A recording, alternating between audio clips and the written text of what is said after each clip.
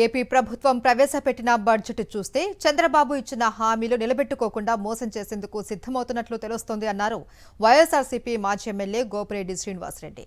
తల్లికి వందనం పథకానికి 80 లక్షల మంది విద్యార్థులకు 13,113 కోట్లు అవసరమైతే కేవలం 9,407 కోట్లు మాత్రమే కేటాయించి దాదాపు 24 లక్షల మంది విద్యార్థులకు పంగనామం పెట్టబోతున్నారని ఆరోపించారు. అలాగే అన్నదాత సుఖీభవ పథకంలోనూ 22 లక్షల మంది రైతులకు ఎగనామం గ్యారంటీ అన్నారు. పల్నాడు ప్రాంతానికి ఈ బడ్జెట్ తీరని అన్యాయం జరిగిందని ఆవేదన వ్యక్తం చేశారు. ఆంధ్రప్రదేశ్ రాష్ట్ర బడ్జెట్ తీరు ఒక్కసారి అందరం కూడా గమనిస్తే చంద్రబాబు నాయుడు ఇచ్చిన హామీలను ఎక్కడా కూడా నిలబెట్టుకునే విధంగా లేకుండా మళ్ళీ ప్రజల్ని మోసం చేసే కార్యక్రమం. చంద్రబాబు నాయుడికి ఇది అలవాటే.